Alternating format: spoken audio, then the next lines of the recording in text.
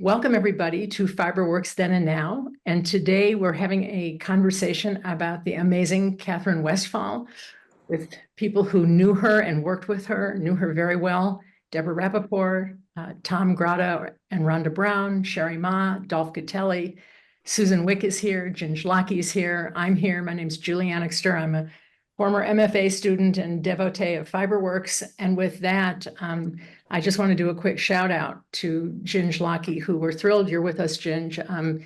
You founded the school in Berkeley over 50 years ago, and look what happened. We have an amazing community, thanks to you and many other people, many of whom are on the call.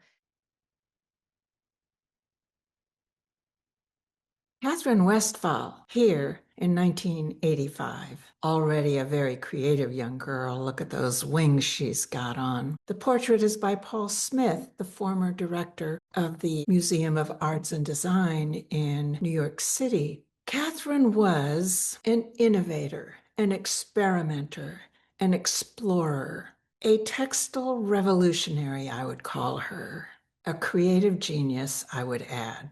She was widely renowned as an influencer and had a lot to do with being a leader and promoting various movements in the textile arts. She researched and studied ancient techniques, but she then combined them with technologies and industrial methods and office machines and created her own individual approaches. She began art making by creating samples for industry, but later she rebelled against the corporation approach and enjoyed freely creating whatever she wanted to create. Her work was often characterized by humor and tongue-in-cheek playfulness.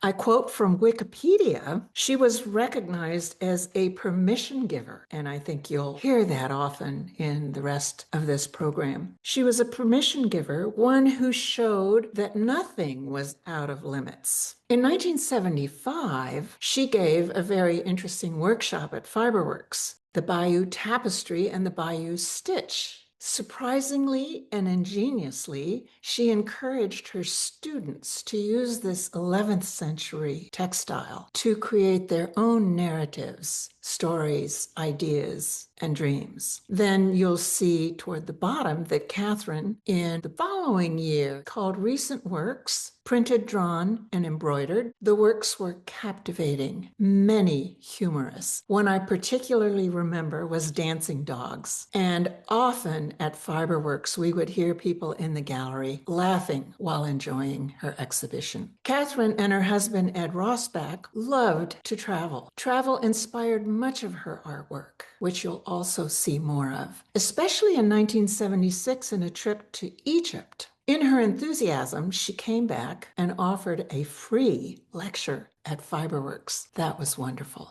On the right is a wall quilt created after that trip. And here are two Egypt-inspired tops. They are both in the collection of the Oakland Museum. In Berkeley, Tom and I lived quite close to Katherine, and one day she got in touch with me and said, Gyöngy, I would like to come photograph you in some of my work. And of course I said yes. And she chose the house and our garden. She posed me. She did my hair. And it was just lots of fun. She also made paper hats at the time and necklaces. She chose that shirt, which I purchased in India, as the background for the necklaces. We had such a good time. As the New York Times put in its first paragraph in her obituary, Katherine was a leader of the wearable art movement. In 1977, she was one of 49 artists who participated in Fiberworks' Art Couture celebration of costume. In the catalog for an exhibition at Fiberworks in 1978, Point of Contact, she had this to say, quote, I feel I am purchased on the top of a pyramid, maintaining a delicate balance between kitsch and art. The relationship between the unexpected is the challenge. I like creating an object which may seem worthless in time spent, materials, use, and content. To me, the importance is in the joy of doing. I love to cut, paste, color, stitch, and collect. Later that year, I joined the faculty at UC Davis, that was 1978, and was thrilled to be working alongside Katherine. We enjoyed driving together and many conversations. One memory I cherish is when I complained a little that students didn't show up to class. She then recounted a story about once when no one showed up to her class, and she decided to go right ahead, give her lecture, show her slides, do the demonstrations, and present everything that she was planning to present to an empty studio. And we both just howled with laughter. You had to have that kind of humor to function really successfully in a university environment. And that she did, although Katherine often was dealing with our administration in the college. She was often fighting with the administration, I would say. And after one very frustrating meeting, she came back and said, I am retiring. It wasn't too much longer than a year or so after I had gotten there. So I was saddened and I was sorry. However, we remained friends, and Katherine was quite active at Fiberworks. Also, she kept me on her Christmas card mailing list. And I always smiled. They were wonderful. You'll see two here. And those inebriated Santas of hers. The following year, Katherine spent more time at Fiberworks because she participated in the Artist in Residence program that was funded by the National Endowment for the Arts. Now, I have to add here, it is my fervent hope that the National Endowment for the Arts, so important to U.S. culture and to so many artists, will not be terminated by our current administration. If you want to write letters or protest, please do. Katherine said in her description that she will use the gallery as a studio to make the creative process visible through a variety of formats. Open time, seminars, lectures, demonstrations, and exhibition of completed work. In another statement, she said, my love of playing with photographic process and the office copying machine has led to textiles in which the image is manipulated, collaged, and drawn to create the illusion of time and space. The impact is strange imagery, sensuous color, and shimmering surfaces. The impact is also quite astounding. She is renowned for her innovations in using office technology as artistic tools. Here, a wonderful example inspired by trips to Egypt and Hawaii, an unexpected combination, I must say. Around 1968, she began experimenting with a simple copy machine in the entryway to the hall at UC Davis, where we had our design classes. She manipulated drawings and objects on the photocopier to create distorted forms, and when color machines became available, she combined this with heat transfer paper to print images onto textiles. I remember watching her. She developed a technique of moving the image while the copy was being made. This resulted in striking ghost-like shapes, sort of like shadow puppetry in motion. Another unforgettable memory was her exhibition, curated and designed and presented by Dolph Gotelli in the Design Gallery at UC Davis, now the Design Museum. New treasures for Tutankhamun. And here, you see one of the wall quilts, one of the treasures. Her lecture in summer of 1981, Non-Corporate Textiles, she was able to address how she had moved away from the industry, describing a number of artists' work that went beyond structure, emphasizing personal subject matter, narratives, or dreams. In 1981, in a faculty exhibition at UC Davis again, she wrote of her process as a very non-corporate approach. She said, quote, my constant concern is a mixture of time and space, of scrambled images, a bit of this and that to achieve what is reality to me, she said. That same year, 1981, she and artist Sass Colby, you'll see in the upper left corner, presented a workshop at Fiberworks with the theme of artist books. The description suggested to students, as the day unfolds, you will adventure into assembling, and they had a kit that they presented to everyone. Imaging, visual thinking, they said, and doing, cutting, pasting, using the copy photo machine, and coloring. In 2001, at age 82, her exhibition at Ruth Bronstein's gallery in San Francisco, also my gallery for a very long time, was reviewed by Jesse Hamlin in the SF Chronicle, who quoted her saying, quote, I'm a cut and paster, and so she was, and so she described herself. Hamlin also described a work revealing her sense of humor. So he wrote, "In Kong's castle, a tiny plastic gorilla stands on a floor of Chinese script. 2 gold cockroaches climb a tower made from a cardboard paper towel." That was Katherine. Katherine was also juror for the prestigious, important 1982 Fiberworks exhibit, Textile Expressions. Important because so many artists selected were able to show their most current work. Narrative imagery is what she titled it. And here again is her theme so often expressed. Katherine and her husband, Ed, in another photo by Paul Smith in their home in Berkeley. For Fiberworks' 10th anniversary in 1983, she addressed a very different subject, but one quite dear to her: gardens. She had been collecting garden images and traveling to gardens near and abroad. Her lecture focused on the garden as a work of art, as a source, as environment, as enjoyment, as ideas and experiences with live material. This wonderful photo of Katherine is from her oral history at the Bancroft Library, University of California, Berkeley, which you can read. I think you can even buy copies. I think she looks so happy because I think this is when she announced that she would be retiring. And she did shortly after. Harriet Nathan, a longtime friend and supporter of Fiberworks, did all the interviews. Katherine died in 2018, not so long ago, at the age of 99. So early retirement left her lots of time to do more wonderful work. This is my small piece called Play, a tribute organized by Joanne Stab to honor her. She invited artist friends to each make a square that would be assembled in a quilt block-like arrangement. And this was my tribute. I found Katherine endlessly inspiring and a wonderful friend, and I know you will enjoy what you learn about her. Deborah Rapoport is somebody that we know so well that I almost didn't introduce you, but you've been an artist and a force in the textile, the art, and the fashion world for over 50 years. And we all knew you as Baker, Wick, and Rapoport early in the 60s and 70s in Berkeley. And my God, what an amazing career you've had. So please talk to us about Katherine. Thank you. For us, as faculty, it all started at UC Davis. For me, it was 1970.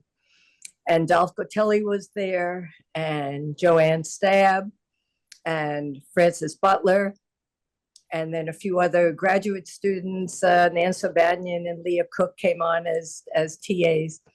But some of us, most of us lived in Berkeley. And one of the exciting things was that Greg Lynn, who was also teaching then, lived in Berkeley then. I'm going to get all very teary-eyed and verklempt.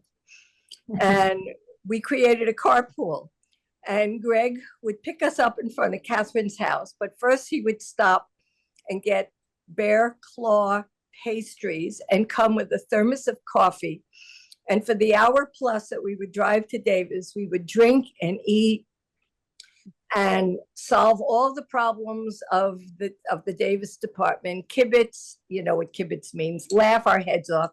By the time we would get to Davis, it was like, okay, our day is done. Let's turn around and go home.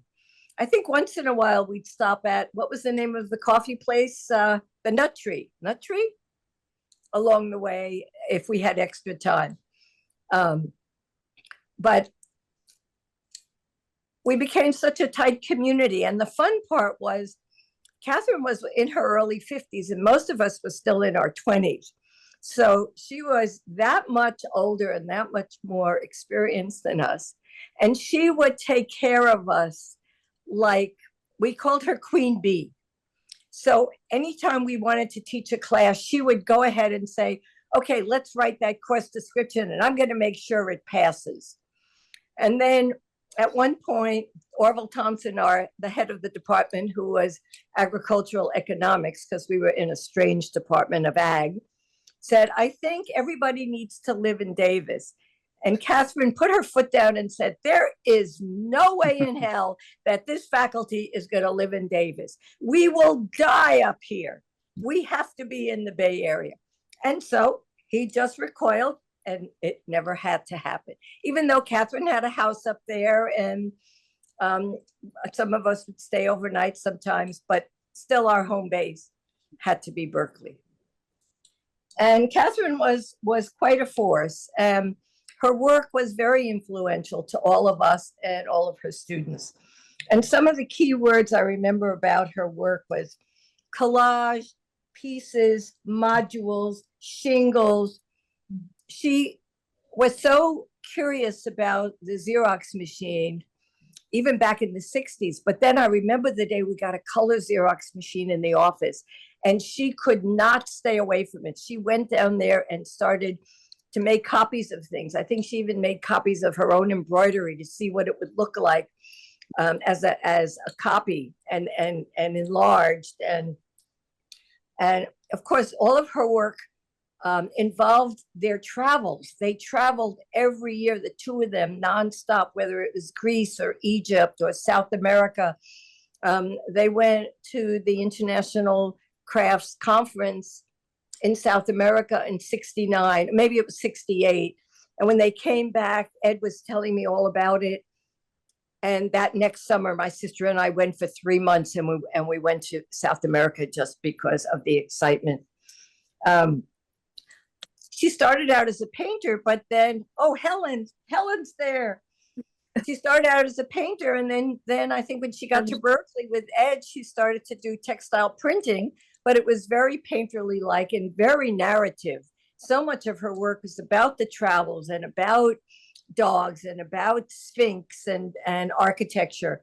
And she just made these into fantasy things. She would combine everything, but they really were narrative. They became, garments, they became paper kimonos, but everything was so playful. And she ran the department in a very playful way. I mean, our meetings were always so stimulating that, I think we became better educators because of her brilliance. And one of the things that was so exciting is we all went to Vienna in 1980 to the International Craft Conference. And we were the outrageous ones because we came from California. It was Katherine and Joanne Stab, and they gave lectures, and Dolph and I went, and we did performance pieces throughout the week. We called it Dressing Up Over and Again. And we made everybody from their country bring a garment or a textile from their country, and we hung it up on a clothesline, and every day we kind of dressed up in it and wrapped ourselves in it. And then the finale party, everybody made things and came totally embellished. It was transformative. And that's where I met my friend Helen Drutt and Judy Schwartz. We all met in 1980. That's a while ago. And we're still all here to talk about it. So those are my memories of Katherine at Davis and at Berkeley. And we always loved going to their home because Greg Lynn planted, 3 or 5 palm trees on their front lawn. Everybody else had manicured lawns, but they had these palm trees. And I think they're still there today, and they've overtaken. And it was their signature. So those are my memories. And now it's my absolute pleasure to welcome Rhonda Brown and Tom Grotta from browngrotta Arts. They have spent a long time with these two artists, and we're delighted to have you talk about Katherine today. Well, and I apologize to all of you who were lured into this presentation because Tom was going to speak. It seems like every August he gets this allergy thing that causes him to do some serious wheezing. And so I tried to make him practice this morning, and he couldn't get through a sentence without a wheeze. So I've taken over. So I'll be reading. But we basically thought we would put together some sort of random thoughts and images of the time that we've worked with Katherine and Ed. We first met Katherine and Ed in 1993 when we met them in Berkeley. Katherine and Ed are often spoken of together, or worse, Katherine is mentioned as an afterthought. But like many women in artistic couples, Annie and Joseph Albers, Jackson Pollock, and Lee Krasner. Don't have to tell you, Katherine was a significant talent, and I wonder if she would not have gained more recognition if they hadn't been linked. At the same time, they were clearly influences for each other in an exciting way. We've appreciated being able to exhibit both of their works for more than 30 years. A second to read this fun quotation from Jack Larson about Katherine being the wildest woman he ever met. So that's saying quite a bit to a lot of people. So, but she was one of the wilder people we met too, probably. And she was irrepressible, and it was impossible not to succumb to her humor and be charmed by her wide-ranging interests. We were really taken by her studio workroom, which was chock-a-block with stacks of boxes, photos, art supplies, and Jan Gennaro described it as a kaleidoscope, and that was a good description. We were even more taken by her knowledge of everything that was in there. You'd be talking to her about her work, and she'd say, "Oh, that reminds me of some gift wrap that I bought in the Ginza in 1955. And then she'd turn around and go through these stacks of boxes, and she'd pull out the exact one, and lo and behold, there was the gift wrap. So, Okay. as Deborah said, she was basically a tourist and taking in everything that she saw and sending it back to us in a highly interesting and amusing new way. She was clearly influenced. Her influences were boundless. That she spent time teaching in Wyoming and Egypt, Vienna, Greece, Turkey, Indonesia, Hawaii, and the Southwest U.S. were all of her among her travels. Travels to Japan seem to be particularly influential, at least in work that she sent us. And it was expressed in a variety of ways. This kimono is made out of Japanese subway tickets. It's a rare piece that's in our permanent collection, and I have already earmarked it in case of a divorce.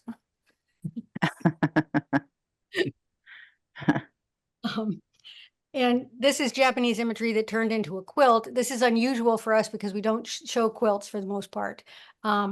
This particular piece, though, will be in, and this is a shameless plug, our fall exhibition, part of which is called Impact, 20 Women Artists to Collect.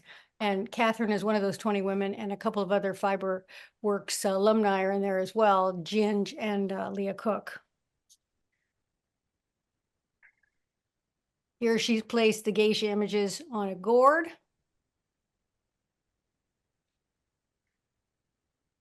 And another geisha variation in what she used to call wearable paper. In this one, she combined the photocopied images together. They're patchwork with heat transfer on tiny pieces of paper, and each module is different than the others. The photocopier, as Deborah pointed out, really seemed to transform her work and gave her the opportunity to manipulate images in endless ways. Here's one that was inspired by the Impressionist, which she has claimed as an important influence for her. And it's a beautiful piece. Here are images from visits to the Southwest.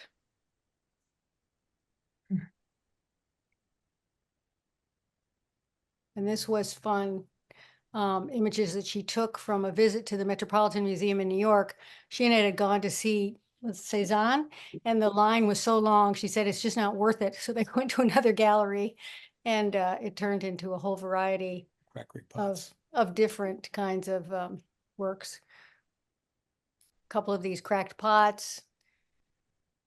Some of the statuaries ended up on this gourd.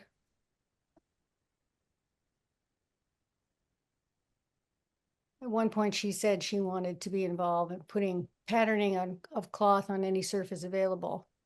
And she certainly did that. And she was intrigued by any number of different techniques. Embroidery, clearly. This one is Bicentennial Angels from the 1976 Bicentennial. She did applique and, of course, crochet. And we've shown over the years a lot of baskets that she's made out of synthetic and natural raffia. which have a whole variety of different motifs on them. Then, of course, she had the period of wearable art. That wasn't one that we've had so much to do with, except for these wearable papers. Yeah,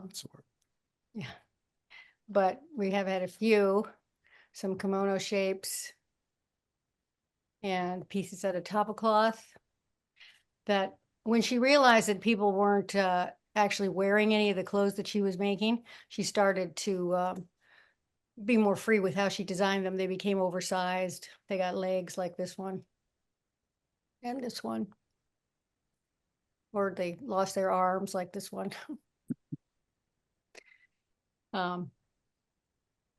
She did comment that University Art Education produced art that has been trained like you train a dog. I found that kind of interesting given her long history as an educator, but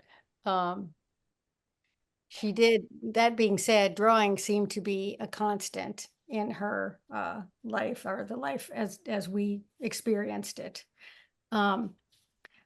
Jan Gennaro wrote that she felt like she was wedded to the camera, and that even though she was good at drawing, she distrusted it because she felt that it was influenced by the mannerisms and conventions she'd absorbed while she was studying art in a formal sense.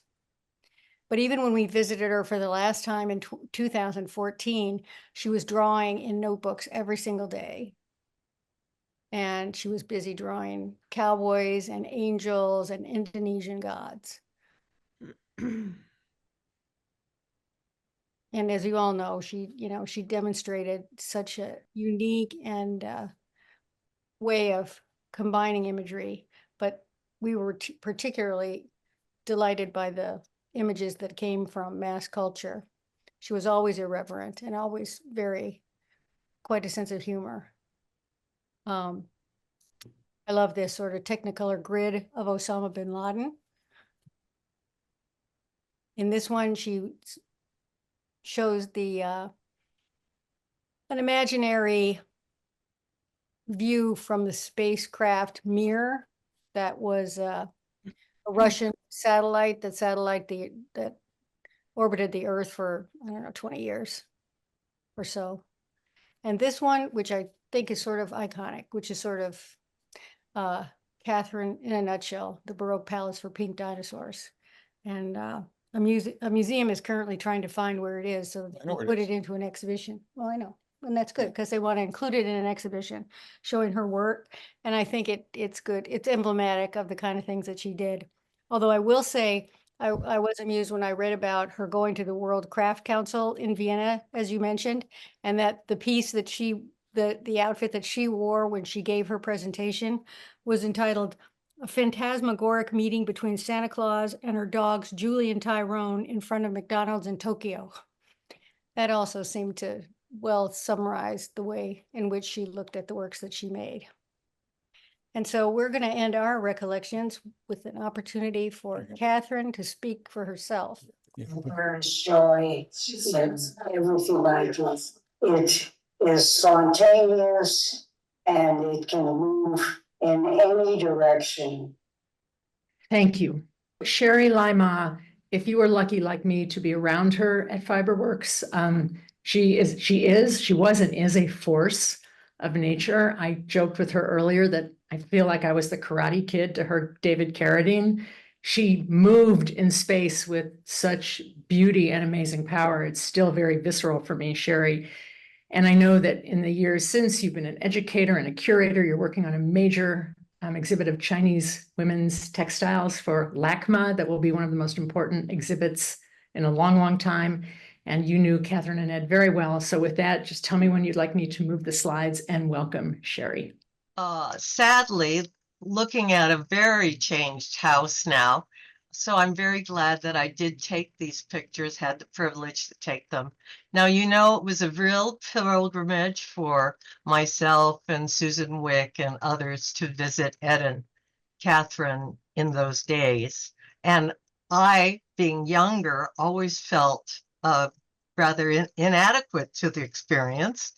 But as the years went on, as my experience in life corresponded more with Catherine's when she was widowed and really housebound. Um, it was very, very good to share things with her in a regular way. She shared her drawings with me. You can switch to some more images, but you're surrounded by this wonderful collection of her art, a little bit of Ed's pieces, but certainly all the things they'd collected over the years. And if you really have an opportunity to sit there as she's showing her wonderful drawings. It was also a good opportunity for me to bring things for her to see. Earlier, she had been so involved in Chinese embroidery and studying it, photographing it, collecting. It was a passion of hers. And I think the fact that she wanted to encourage me meant that she gave me, I think, all her Chinese pieces, and some of those now will be at the Laky Museum. So it's very exciting to me that I can continue that interest of hers to the present day. But frankly, when we were visiting, it had a lot to do with the difficulties of caregivers and the sometimes difficulty of doing your work when you were bothered by other things. These are the portraits of her dogs that she did with samurai accoutrements made out of all kinds of whatnot. And then her collection of beautiful Japanese toys and other things they had brought in all their trip. And the beautiful drawings that were all throughout the upstairs and the stairwell of her house are very memorable to me, as well as a magnificent dragon that she had painted on a red wall in her dining area, or den, I guess, off. But she'd done beautiful little dots of silver, like sequins. I think probably used the eraser from a pencil all throughout the house. And I think it's fascinating now that Indian people did in fact buy this house, but all those paintings are underneath the fresh paint, a secret layer. So you can continue. These are some just snapshots of things that were upstairs.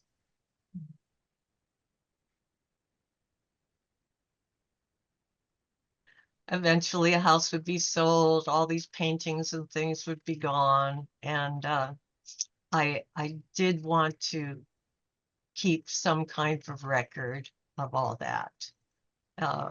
And as Susan Wick knows and other friends know, I tend to do this whenever I'm with them because there are so many wonderful things to see and you just can't absorb them all. So I'm constantly taking pictures.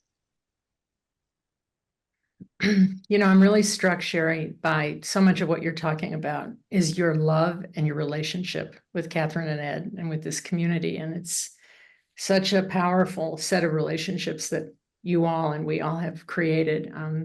And they're far flung, they're all over the world. I mean, Gyöngy is in Vienna right now, and I know there are people in Europe who will be watching this, and in Japan and China, and it's thrilling to me that we get to share all of this. So I'm now going to thank you again, Sherry, just amazing. And we'll have time for conversation and questions in a few moments. But now I'm going to turn it over to Dolph Gotelli, who knew and worked with Katherine for many years. He was, I believe, began the Design Museum at the University of California, Davis. He is Professor Emeritus of Design. He initiated the Visual Presentation Program. He began teaching there in 1970. Again, founder and Director Emeritus of the Design Museum at UC Davis. got a lot of founders on this call. So Dolph, I did add the other dog. She loved dogs. We added that other dog. And I'll just share the first slide and hand it over to you. Well, let me just say, Katherine was many things to me, and I really consider her a playmate and a friend, as well as a mentor. As Deborah mentioned, we were all, very young. We all arrived sort of the same time, Deborah and I and Joanne, and we actually established that the design program, which was quite inventive because of Katherine and the quality of play. I mean, I don't think, unfortunately, today, I think all that's pretty much gone. Everyone's gotten very serious about what they do, and the fun and playfulness is, I see, missing in a lot of student work these days. But this was actually one of the things that she wore when we first arrived in Vienna. And that's another thing I think wasn't mentioned, that she wore a lot of her own clothing, and which was interesting. She always wore something that she had made, and whether it's just a simple pattern dress, but it was her pattern design that she had printed on it. To the right, this really shows, I would visit her as much as I could, because I lived in the Sacramento area, and I wasn't in the Bay Area all the time, but I was there a lot, and every time I was in the area, I would go visit her. And she always gave me little presents for different reasons. And the Dolly Parton dolly is called the Dolly Parton dolly. And that's the other thing I liked about her sense of whimsy and how she would title a lot of her work. This was a cutout, obviously, doll that she had done for me, and it all packaged in her typical style with little segments of her printed fabric on the top. On the right is a detail of a very large piece. She and Ed had gone to one summer. They had some new technical thing in Cranbrook, and they worked there for about 3 weeks and they're both so prolific. They had over, I think, 50 of these large scale printed pieces. And this is one that she did when she got back from Vienna. And it's actually we're included in it. If you look up at the upper part, it's only a detail of it. But we had gone through the Palace Gardens in Vienna, and she had photographed some of the sculptures, which we actually interplayed with at the time we were there. We actually went out there, and all 4 of us were playing around with this different sculptures. And even in this one, she has placed on a real traditional sculpture a piece that she made out of found material that she had put as a necklace. And that's Deborah and I actually in the top of that. And then on the right, she had done there's a photo transfer of she and I, Deborah and I, which she included in it. Next. She loved, dogs were her major thing. And I'm so glad that there was a photograph of the dogs, that the samurai dogs that Deborah mentioned. And when she had finished that group of 5 of them, I did an exhibit in the museum of those 5 pieces and some other things that she had done, again from one of her trips, one of their trips to Japan, etc. But these are books, and I wish I could, if I had someone to help me, I would love to have shown you these books. She had given me many of them. I put some of them, they are in the UC Davis library collection, the archival collection, and I still have about 10 of them, and I would love to get them out there some way. I wish someone was doing if anyone knows of a show on artists' books, I would love to get these included in it.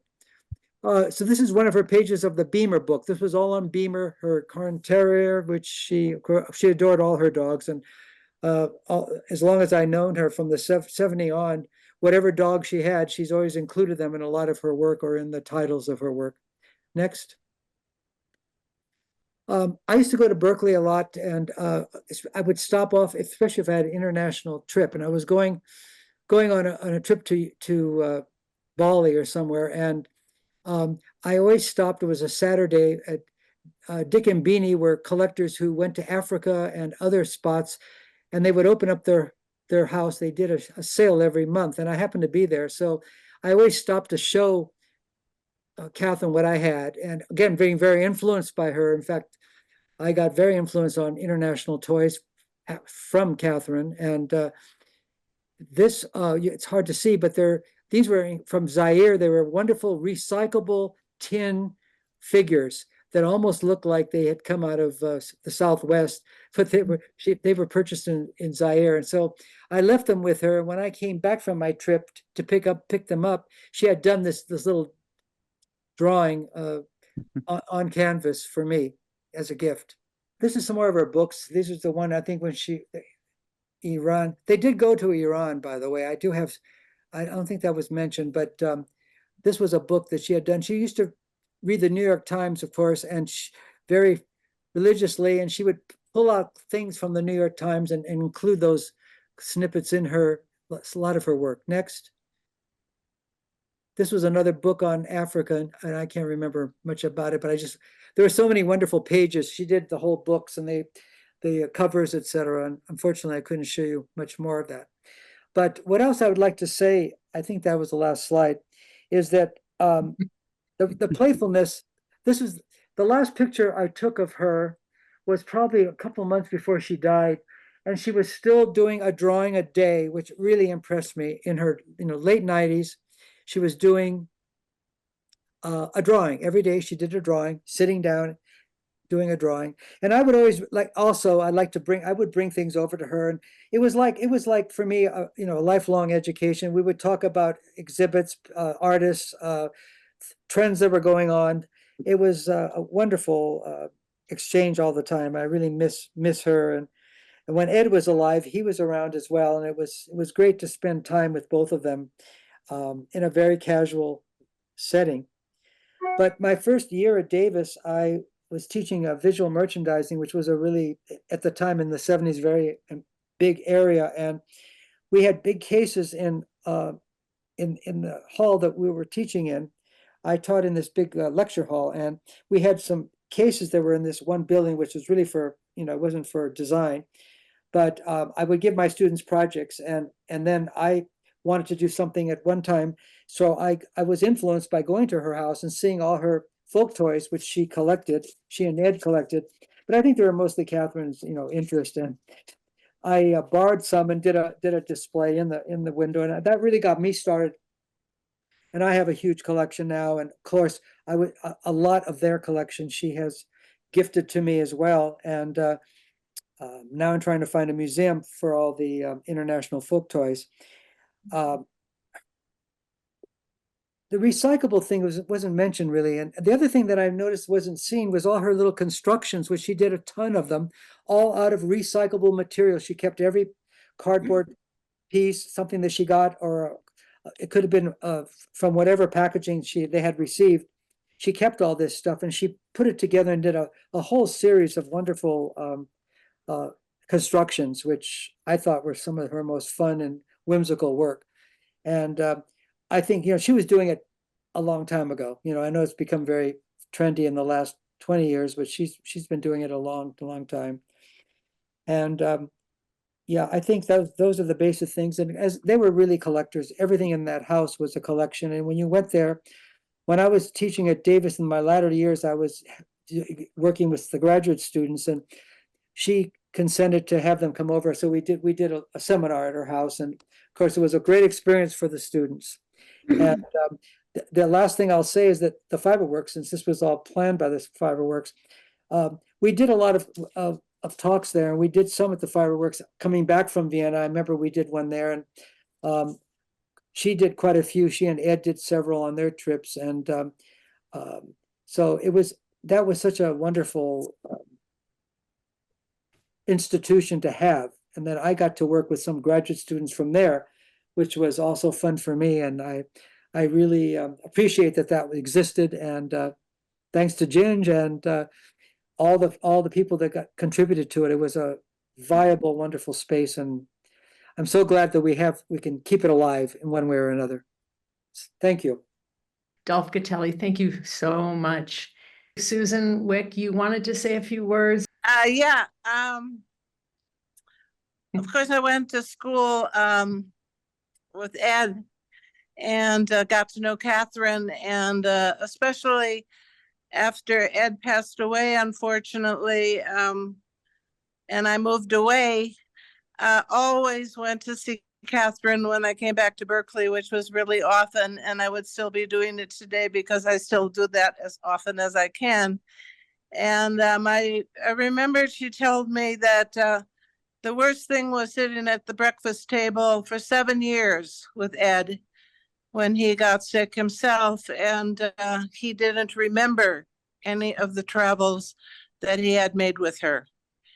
And somehow her sharing that with me and the horror of it and how much it affected her current life, I just felt like I had to visit her as often as I could and talk about whatever she wanted to talk about and see whatever she was drawing and look at the house and look at the house and look at her. And I happened to have been there actually on her last birthday by chance as well, which was just shortly before she passed away. And she was a very influential person in my life. As she was everybody who's listening, I'm sure, but I started out differently. I didn't start out in art, and somehow I met Ed because of Kei Sakamachi. She introduced me to Ed, and Ed invited me to be a graduate student when I hadn't ever been an undergraduate student. And I didn't realize until I finished the graduate schooling that it really was quite a feat, you know, to have gotten that opportunity. And I never forgot what that did for me, as I'm still crapping around making my things. And so Katherine was a very special person to me for a long time, and I had that opportunity, and I'm happy to be able to tell my story a little bit. It has been such a pleasure to share this conversation with all of you. And extra thanks to Deborah, Tom, Sherry, Dolph, and Gyöngy. We're part of a grand tradition Katherine and Ed were seminal in. It also gives me great joy, thank you, Katherine, to let you know that this recording and others are now on our YouTube channel at Welcome to Fiberworks. So please visit us there, where you'll be able to see some great conversations that we've had about, again, Ed Rossbach, Francis Butler, Donna Larson, Yoshiko Wada, Anna Hedstrom, Kei Sakamachi, Ruth Asawa, and the Lausanne Biennale. Thank you all. Have a happy holiday.